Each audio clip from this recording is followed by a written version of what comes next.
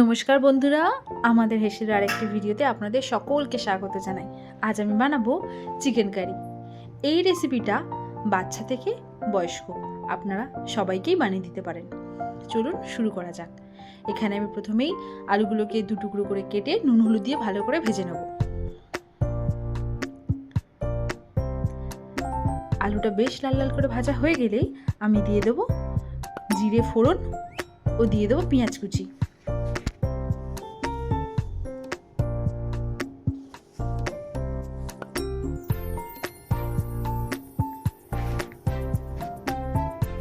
এখানে পেঁয়াজটাও বেশ ভাজা হয়ে এসছে। এবারে আমি দিয়ে দেবো টমেটো কুচি।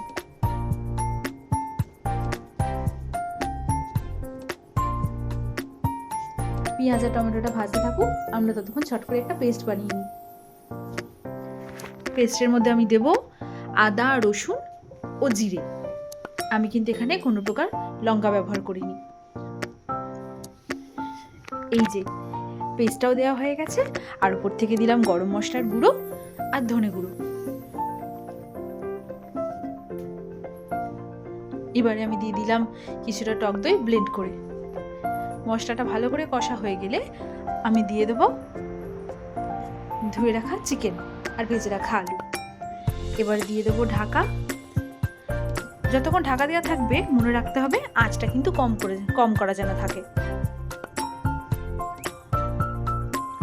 মিনিট 15 ঢাকা দিয়ে কষিয়ে নিলেই এখানে তেল ছাড়তে শুরু করে দেব। এবারে আমি দিয়ে দিলাম গরম জল, আর জল দেওয়ার পরে দিয়ে দেবো সামান্য পরিমাণ নুন। দেব 3 থেকে 4টে সিটি। ব্যাস, আমাদের আজকেকার এই চিকেন কারি একেবারে রেডি। চলুন সবাই গরম ভাত নিয়ে বসে পড়ি।